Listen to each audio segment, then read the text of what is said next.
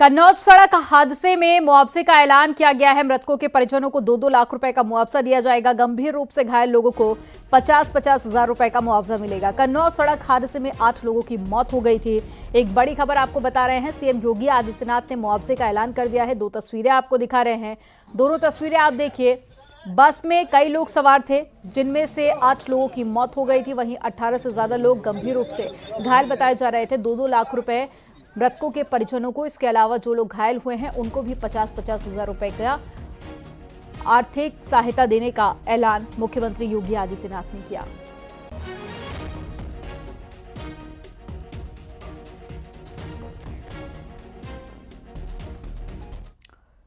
CM योगी वाराणसी के दौरे पर हैं और काशी विश्वनाथ धाम पहुंचकर सीएम योगी ने पूजा अर्चना की। मंदिर परिसर में 11 एलईडी का शुभारंभ किया गया और इस एलईडी में मंदिर के गर्भगृह की तस्वीरें लाइव प्रसारित होती रहेंगी। और सीएम योगी ने कहा है कि निर्माणाधीन परियोजनाओं को युद्ध स्तर पर अभियान चलाकर जल्द पूरा किया जाए। मुख्यमंत्री ने विकास परियोजनाओं की गुणवत्ता पर विशेष जोर देते हुए इसमें किसी भी स्तर पर लापरवाही बर्दाश्त नहीं किए जाने की हिदायत दी है और कहा है कि विभागीय अधिकारी प्रतिदिन 1 घंटे जन शिकायतों का निस्तारण जरूर करें। सीएम योगी ने रामनगर शास्त्री घाट के कार्यों की जांच आईआईटी बीएचयू के सिविल विभाग द्वारा मौके पर भेजकर सैंपल लेने और उसकी जांच कराने को कहा। काशी के प्रमुख चौराहों पर काशी विश्वनाथ स्तोत्रम और साथ ही काशी शिव धुन बजने की व्यवस्था भी की गई। पांडेपुर लम्ही मार्ग पर हो रहे सड़क चौड़ीकरण कार्य का स्थलीय निरीक्षण कर युद्ध स्तर पर अभियान चलाकर कार्य को शीघ्र पूरा कराए जाने के आदेश दिए।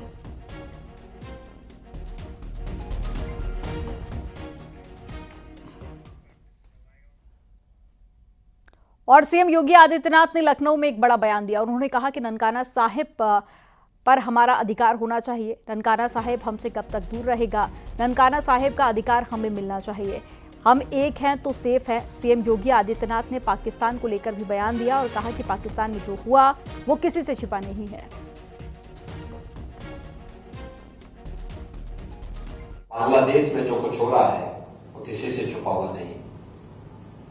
पाकिस्तान में इससे पहले जो कुछ हुआ वो किसी से छुपा हुआ नहीं। आखिर ननकाना साहब हम सबसे कब तक दूर रहेगा? और क्यों नहीं, ये अधिकार वापस हमें मिलना चाहिए। अगर यह सूझबूझ 1947 में दिखाई होती तो संभवतः नगर कीर्तन यात्रा में आने वाला व्यवधान वहां पर नहीं देखने को मिलता। इतिहास की उन गलतियों की परिमार्जन का अवसर इतिहास हमें दे रहा है और मुझे लगता है कि उस परिमार्जन के लिए हम सबको अपने आप को तैयार करना होगा। सुरेंद्र सागर मामले में मायावती ने पोस्ट किया है और सुरेंद्र सागर के आरोपों का खंडन किया। पोस्ट के जरिए मायावती ने सफाई दी है। सुरेंद्र सागर को बीएसपी से निकालने पर सफाई देते हुए कहा कि शादी विवाह से कोई भी लेना देना नहीं है, पार्टी विरोधी काम करने पर एक्शन लिया गया। दरअसल पूर्व दर्जा राज्य मंत्री को अपने बेटे की शादी सपा एमएलए की बेटी से शादी के बाद भी सुरेंद्र सिंह सागर को पार्टी से निष्कासित किया गया था, जिस पर अब मायावती ने जवाब दिया।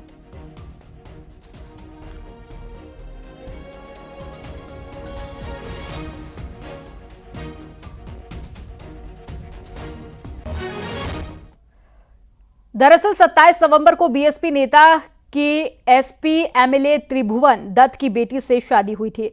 त्रिभुवन दत्त अंबेडकर नगर की आलापुर विधानसभा से विधायक हैं और अखिलेश यादव ने शादी में शिरकत की थी और अखिलेश यादव के साथ में बीएसपी नेता सुरेंद्र सागर के फोटो सोशल मीडिया पर वायरल हुए थे, जिसको लेकर मायावती ने नाराजगी जाहिर की, जिस पर एक्शन लिया गया। लेकिन अब मायावती ने साफ कर दिया है कि एक्शन शादी से नहीं बल्कि पार्टी विरोधी काम करने पर हुआ है।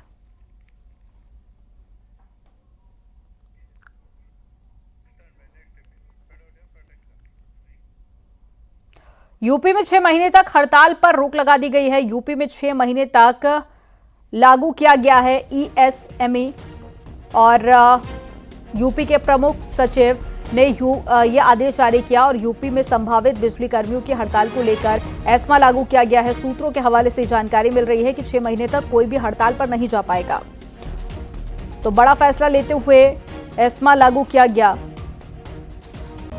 तो बिजली कर्मियों की हड़ताल को लेकर बड़ी जानकारी मिल रही है कि एस्मा लागू किया गया है, जिसके चलते अब 6 महीने तक कोई भी हड़ताल नहीं कर पाएगा।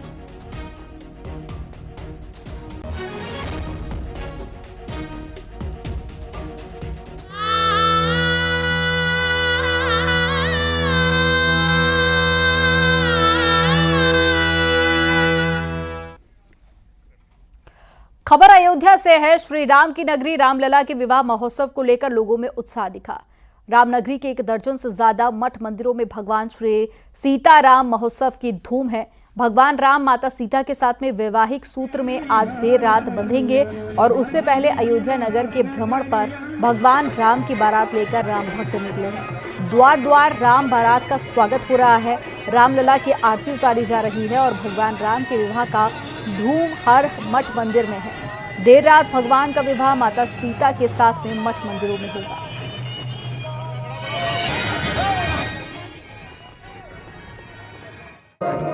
प्रतिवर्ष अयोध्या में मर्यादा प्रभु श्री राम जी का राम विवाह का अवसर आता है। आज हम लोग राम विवाह के अवसर पर रंग महल मंदिर में पूज्य महाराज जी के कार्यक्रम में सम्मिलित हुए हैं। सभी अयोध्या वासियों को मैं प्रभु श्री राम जी के माता जानकी के विवाह की ढेर सारी बधाई और शुभकामनाएं देता हूं। प्रभु श्री राम से हमारी यही मंगल कामना है कि हमारा देश, हमारा उत्तर प्रदेश, हमारा अयोध्या फैजाबाद तरक्की करे, विकास के रास्ते पर आगे बढ़े और अयोध्या में पूरा एक हर्षोल्लास के साथ मर्यादा पुरुषोत्तम प्रभु श्री राम का विवाह उत्सव मनाया जा रहा है। भगवान राम की नगरी में रामलला के विवाह की तैयारियां युद्ध स्तर पर चल रही हैं। आज बाकायदा 300 वर्ष पुराने प्राचीन इस जो आपको दिख रहा होगा ये मंडप है और ये रंग महल की परंपरा के अंतर्गत यहाँ पर बाकायदा आज ठाकुर जी का विवाह होगा। भगवान श्री सीताराम इसी मंडप में, इसी जगह पर विवाह में के वैदिक विद्वान विवाह संपन्न कराएंगे। और दरमियान यहाँ तमाम संत पहुँचे हैं, तमाम श्रद्धालु पहुँचे। आप कहाँ से हैं? हम गुवाहाटी से हैं, आसाम से। आज आप यहाँ पर भगवान जी के विवाह में बैठने जा रहे हैं, क्या करेंगे? मतलब बहुत खुशी हो रही है। हम क्या करें, मतलब हमारे कहने के शब्द नहीं आप है। वर पक्ष से रहेंगे ना? हाँ, वर पक्ष से रहेंगे तो हमको तो बड़ी अति खुशी हो रही है। नाचेंगे, गाएंगे, कूदेंगे, खाएंगे, मौज करेंगे। शादी में तो यही है, महाराज जी का इतना आशीर्वाद है, राम जी का आशीर्वाद है। इससे बड़ा मौका और जिंदगी में नहीं आता है। कैसा उत्साह है? बहुत अच्छा लग रहा है, बहुत अच्छा। हाँ, बहुत अच्छा भैया। आज आप रात में विवाह में बैठेंगी? जी जी जी। हाँ जी। आप लोग रात में रुकेंगे यहाँ? हाँ जी रहे। अच्छा, जो विवाह हो रहा है इसमें जो रीति रिवाज हैं उसको लेकर आप लोग तैयारियां, मतलब सुबह आज भगवान को हल्दी वगैरह चढ़ी, उसमें शामिल थे आप लोग? नहीं, उसमें नहीं थे हम लोग, तो अभी आए। और भी हम आपको दिखाना चाहेंगे। देखिए, ये दूर दराज से श्रद्धालु यहाँ पहुँचे और आपसे कुछ ही देर में भगवान की बारात अयोध्या के नगर भ्रमण पर निकलेगी। देर रात यहाँ पर विवाह की रस्में होंगी। आप कहाँ से माता जी? गोरखपुर से। आज भगवान के विवाह में आप रुकेंगी? नहीं रुकेंगे तो नहीं, लेकिन विवाह देख के जाएंगे। विवाह देखेंगी? अभी बारात की तैयारी कर रहे हैं आप लोग? हाँ, बारात में घूमेंगे। कितना उत्साह है आप लोगों में? बहुत ज़्यादा। आप कितना आपने सोचा था कि आज ठाकुर जी के विवाह में शामिल होंगे? हाँ, हम लोग हमेशा आते, हर साल आते। हर साल आते हैं। इस बार तो और भी उत्साह है, चूँकि रामलला का प्रांगण है या यूँ कहा जाए रंगमहल भी रामलला के परिसर में ही है। भगवान का भव्य मंदिर विराजमान, तो इस बार क्या उत्साह है? अच्छा लग रहा है, बहुत अच्छा लग रहा है। भगवान का मंदिर भी इतना अच्छा बन गया है। फिलहाल हम जिस परिसर में मौजूद हैं ये रामलला का प्रांगण ही कहा जाएगा, इसे रंगमहल कहा जाता है और यहाँ 400 वर्षों पुरानी परंपरा का आज भी निर्वहन होता है। देखिए, यहाँ पर कुछ सखी समुदाय के भी लोग हैं। आप कहाँ से हैं? हम मध्य प्रदेश से। कुछ सुनाएंगे आप भगवान को? वही बात, बड़का दुल्हा कमाल सखिया, थोड़ा सा। भगवान का आज दुल्हा रूप है। हमने भगवान का बाल रूप भी देखा है, बाल रूप भी देखा, आज हम उनके दुल्हा रूप देख रहे हैं। जानकी जी की सखियाँ हैं, देख रहे हैं हम लोग। आज वही जोश खरोश, वही उमंग आज हज़ारों साल के बाद भी मौजूद है, जो तब रही होगी।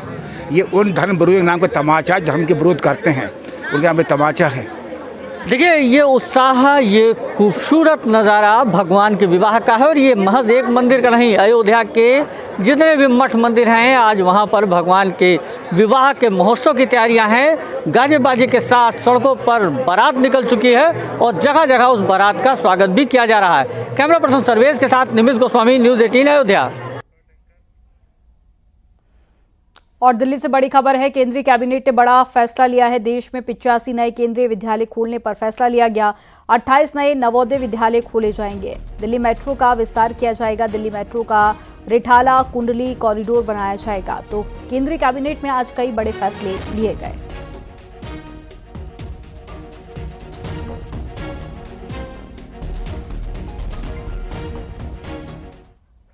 नए केंद्रीय स्कूलों पर सीएम योगी आदित्यनाथ ने पोस्ट किया। केंद्रीय कैबिनेट का फैसला उल्लेखनीय है और यूपी में 5 नए केंद्रीय स्कूल खुलेंगे और 82,560 छात्रों को शिक्षा मिलेगी।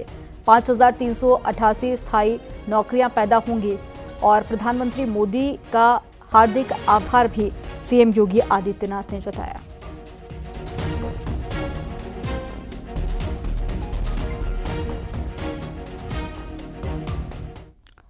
गाजियाबाद पुलिस को गुमराह कर चुके राजू की असलियत सामने आ गई है। पुलिस की पूछताछ में राजू ने बताया कि वो मूल रूप से राजस्थान के श्री गंगानगर का रहने वाला है और पुलिस जांच में पता चला कि राजू का असली नाम इंद्रराज है। वो बचपन से ही चोर था, जिससे परेशान होकर परिवार ने उसे बेदखल कर दिया था। पुलिस अब तक 5 ऐसे ठिकाने कंफर्म कर चुकी है जहां पर आरोपी रहा है। देहरादून में ये परिवार के साथ में मोनू शर्मा बनकर रहा, तो वहीं साहिबाबाद में भीम और राजू बताकर परिवार के साथ रहा। मैं तुम्हारा असली राजू इंद्राज। अच्छा, कहाँ के रहने वाले हो? राजस्थान तो क्यों रहते थे ऐसे बता के लोगों के? मेरी मम्मी है नहीं, मेरे बच्चे ने मम्मी खत्म हो गई। तो मेरी दूसरी मम्मी और मेरे पापा मुझे कूट मारते थे, तो मैं घर से निकल गया। कभी कहीं रहता हूँ, कभी किसी के घर से रहता हूँ, कभी कहीं पे रहता हूँ। तो क्यों रहते हो ऐसे? 2 रोटी के लिए बस। कोई लालच भी था? चोरी चारी कुछ नहीं करता। जो पैसे होते थे जहाँ रहते थे उन्हीं को देता हूँ बस। और मैं 2 रोटी खा लेता हूँ सोने के लिए बस। कितनों के घरों में रहे हो? 2-3 जगह रहा हूँ बस।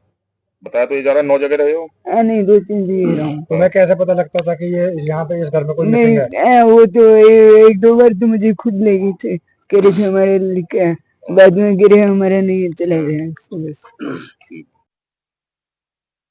इसको 27 से पूछताछ करने के बाद इसने अपना नाम इंद्रराज बताया और वो श्रीगंगानगर राजस्थान का रहने वाला है। जब टीम ने वहां जाके उसके परिवार वालों से और गांव वालों से पूछताछ की तो उसमें ये सामने आया कि ये बचपन से ही आदतन चोर है। पहले छोटी छोटी चोरियां करता था अड़ोस पड़ोस में रिश्तेदारों के यहाँ। फिर उसने बाहर के लोगों के साथ भी, जैसे दुकान में जाके मोबाइल चोरी कर लिया, कहीं कीमती चीजें उठा ली, कहीं किसी की जेब काट दी, ये चीजें करना स्टार्ट कर दिया। और इन्हीं घटनाओं से इसके घर वाले परेशान हो गए थे। बार बार शिकायतें आ रही थी, बार बार पुलिस आ रही थी और इसे तंग होके उन्होंने 2005 में, जब ये 18 साल का कंप्लीट हो गया, इसको अपने प्रॉपर्टी से और घर से बेदखल कर दिया। आजमगढ़ में पुलिस पर हमला किया गया। दारोगा आरक्षी पुलिस को पीटने का आरोप लगा है। घर में बंधक बनाकर पीटने का आरोप लगा। जमीन विवाद में पहुंची थी पुलिस मामले को सुलझाने के लिए और ये वीडियो सोशल मीडिया पर वायरल हुआ जब पुलिस कर्मियों को पीटा गया। इसकी टीम कलंदर बस्ती गांव छतवारा थाना सिधारी एक प्रार्थना पत्र की जांच में गई हुई थी। वहां पर पुलिस के साथ अभद्रता करेगी। इसमें पुलिस के द्वारा मुकदमा अपराध संख्या 466/24 अंतर्गत धारा 35, 115(2), 352, 351(2), 331 व 332 BNS का कायम किया गया है। इसमें 5 लोग नामजद किए गए, जिसमें 2 की गिरफ्तारी पुलिस के द्वारा की जा चुकी है। शेष 3 लोगों की गिरफ्तारी का प्रयास चल रहा है। शीघ्र ही सभी अभियुक्तों को गिरफ्तार कर वैधानिक कार्रवाई पुलिस के द्वारा की जाएगी। इस मामले में पुलिस गई थी जांच करने? एक प्रार्थना पत्र की जांच में गई थी। लैंड संबंधित जमीन संबंधित विभाग था, उसकी जांच में पुलिस गई थी। और मुजफ्फरनगर से बड़ी खबर है, एक मस्जिद को शत्रु संपत्ति घोषित किया गया है। रेलवे स्टेशन के सामने बनी है मस्जिद, जांच के बाद में शत्रु संपत्ति घोषित किया गया। तो रेलवे स्टेशन के सामने जो मस्जिद बनी थी उस जमीन को शत्रु संपत्ति घोषित कर दिया गया है और यह मामला मुजफ्फरनगर का है। पुलिस की टीम कलंदर बस्ती गांव छतवारा थाना से दिल्ली भारत सरकार का है, उसने दोनों पक्षों को सुना। तो उन्होंने अपने कागज दिए और उनके द्वारा जो भी दोनों पक्षों को सुना गया उसमें वो सिद्ध नहीं कर पाए। जांच में क्या पाया गया सर? जांच रिपोर्ट में तो ये था कि भाई ये जो संपत्ति है वो नॉन जेडे के तहत जो हमारा एक महाल है उसमें लियाकत अली के नाम दर्ज थी और उसी के आधार पे इसको जो है दोनों पक्षों को सुन के फिर खबर उन्नाव से है, जहां के पूर्वा कोतवाली क्षेत्र में स्थित सिद्धपीठ मां आनंदेश्वरी दुर्गा मंदिर में अराजक तत्वों पर दुर्गा जी की मूर्ति को तोड़ने का आरोप लगा है। साथ ही मंदिर का दानपात्र और सीसीटीवी कैमरों का डीवीआर भी उठा ले गए। इस घटना के बाद में हिंदुवादी नेताओं और स्थानीय लोगों में नाराजगी है। मामले में पुलिस ने जांच पड़ताल शुरू कर दी। तो उन्नाव से मामला है, जहां पर कुछ अराजक तत्वों ने मूर्ति तोड़ दी है। मां दुर्गा की मूर्ति को तोड़ने का आरोप लगा है और फिलहाल इस पूरे मामले को लेकर लोगों में नाराजगी भी है। पुलिस मामले की जांच कर रही है। यूपी बैडमिंटन एसोसिएशन के पूर्व सचिव को सजा दी गई। पूर्व सचिव विजय सिन्हा बेटे निशांत को सजा मिली है। पॉस्को कोर्ट ने विजय को 5 साल की सजा सुनाई, निशांत सिन्हा को 7 साल की सजा सुनाई है और दोनों पर 50-50 हजार रुपए का जुर्माना लगाया। 2017 में गोमती नगर थाने में एफआईआर दर्ज की गई। कई खिलाड़ियों ने शोषण का आरोप लगाया था, जिसके बाद ये मामला दर्ज हुआ और कोर्ट ने फैसला सुनाते हुए 50-50 हजार रुपए का इनाम और 5 और 7 साल की सजा भी सुनाई।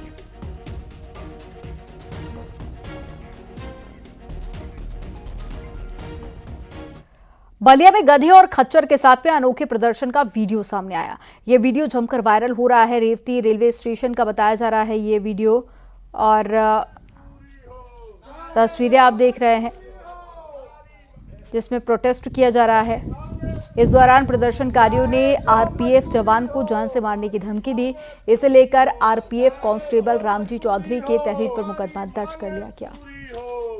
जो मजबूरी हो। फिरोजाबाद में अचानक एक दुकान में आग लगने से अफरा तफरी मच गई। किराने की दुकान में आग लग गई और साथ ही घटना सिरसागंज के गांधी मंडी की बताई जा रही है। आग की सूचना पर दमकल की 3 गाड़ियां मौके पर पहुंची और फायर कर्मियों ने 2 लोगों को सुरक्षित बाहर निकाला। काफी मशक्कत के बाद में आग पर कंट्रोल किया गया, लेकिन तब तक लाखों का नुकसान हो चुका था।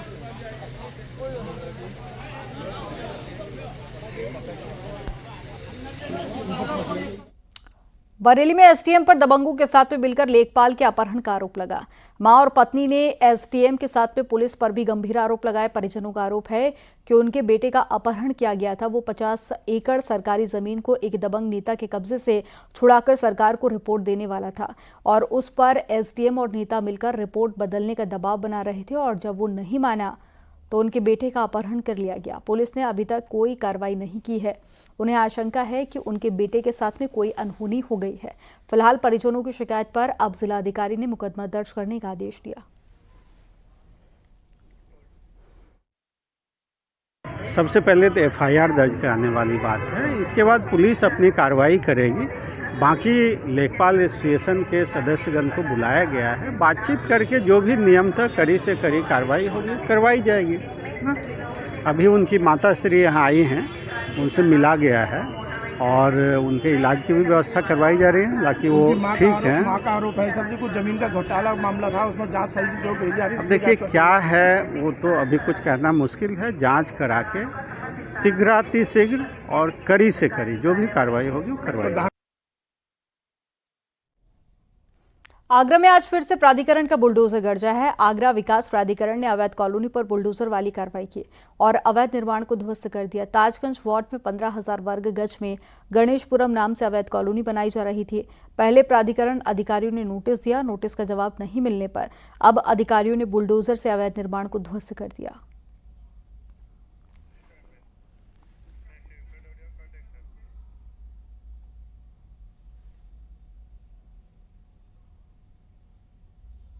ताजमहल को बम से उड़ाने की धमकी मिलने के बाद में अब पुलिस ने कमर कस ली है। जांच में पुलिस ने ताजमहल के आसपास बनी 3 बिल्डिंग से ताजमहल को खतरा बताया। इन तीनों बिल्डिंगों से वीवीआईपी टूरिस्ट के साथ ही ताजमहल को भी खतरा है। इन बिल्डिंगों पर पुलिसकर्मी तैनात किए जाएंगे। लॉन्ग रेंज वेपन से ताजमहल में वीवीआईपी टूरिस्टों पर हमले का खतरा है। इन बिल्डिंग्स पर नए रूफ टॉप बनाए गए हैं। जिनसे खतरा पुलिस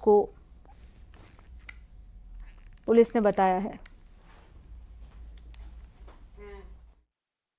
किसी राष्ट्राध्यक्ष का विजिट होता है या G20 जैसा कोई विजिट होता है तो ताजमहल के आसपास कुछ रूफटॉप्स हैं, उन पे ड्यूटी लगाई जाती है। 16 रूफटॉप्स इस तरह के हैं जहाँ जनरली ड्यूटी लगती है। पर अभी कुछ दिन पहले ताज सुरक्षा की जो सिक्योरिटी प्लान है उसको रीअसेस किया गया है और जो नई हाई राइज बिल्डिंग ताजगंज क्षेत्र में बन रही है उनसे भी खतरा है, तो उन पर भी ड्यूटी पॉइंट लगाने के लिए हमने प्रस्तावित किया है। इसमें हमारे 3 हाई राइज बिल्डिंग्स बसई क्षेत्र में हमने चिन्हित किए हैं जहां पर हमारी ड्यूटियां लगेंगी। खबर एटा से है, जहां पर अलीगंज में एसआईबी की टीम ने तंबाकू व्यापारी के गोदाम पर छापेमारी की। आज टोबैको कंपनी और नरेंद्र एंड सन्स के यहां पर छापा मारा गया। एसआईबी की टीम ने व्यापार से जुड़े दस्तावेजों की जांच के साथ में ऑनलाइन और ऑफलाइन रिकॉर्ड भी खंगाले। Deputy commissioner R K. Singh, Akhilesh Singh की अगुवाई में एसआईबी टीम ने छापा मारा।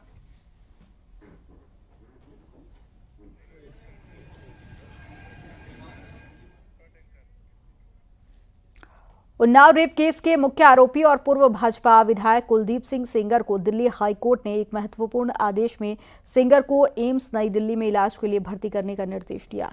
कोर्ट ने इस दौरान ये भी स्पष्ट किया कि एम्स के चिकित्सा अधीक्षक अदालत को ये सुझाव देंगे कि क्या सेंगर का इलाज दिल्ली स्थित एम्स में संभव है या नहीं। वहीं इस आदेश के बाद पे उन्नाव रेप पीड़िता ने एक वीडियो जारी करके इस फैसले पर सवाल उठाए। पीड़िता ने वीडियो में कहा है कि उन्हें सीबीआई, एम्स और अस्पताल के डॉक्टरों पर भरोसा नहीं है। साल 2017 में उन्नाव जिले के माखी गांव में सेंगर पर एक नाबालिग लड़की के साथ में दुष्कर्म करने का आरोप लगा था।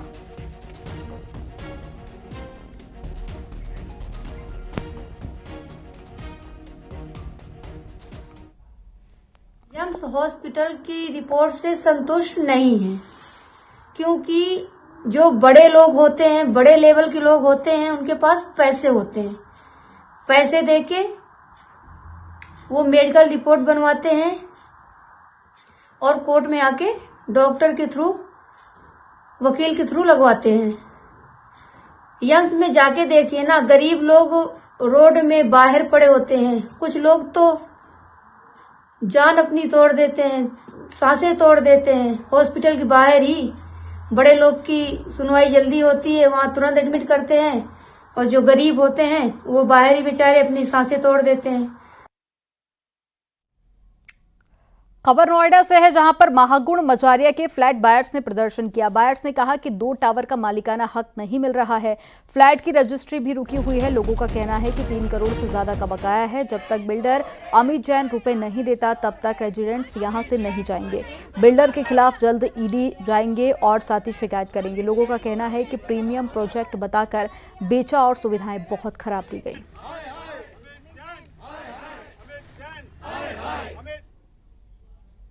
हमारी ओसीसीसी डिले करी हुई है। हमारे फंड डाइवर्ट हुए हैं। एक 3.5 करोड़ की लेबर सेस की पेमेंट जो कि जमा करानी थी, जिसकी वजह से ओसीसीसी डिले हो रहा है। अभी तक वो नहीं कर रहे हैं। हमारे सारे मेंटेनेंस के फंड्स को डाइवर्ट कर रहे हैं, जिससे हमारी सोसाइटी के अंदर बहुत बड़ा हादसा हुआ है। हाल ही में 2 आदमी जख्मी हुए हैं। बहुत बड़ा बॉयलर ब्लास्ट हुआ था।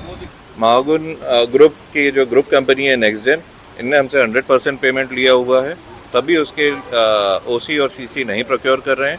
अभी रिसेंटली इनको 4 करोड़ का पेमेंट करना है, टोटल 3 करोड़ का लेबर सेस है, पर ये कोई भी पेमेंट ये कर नहीं रहे हैं।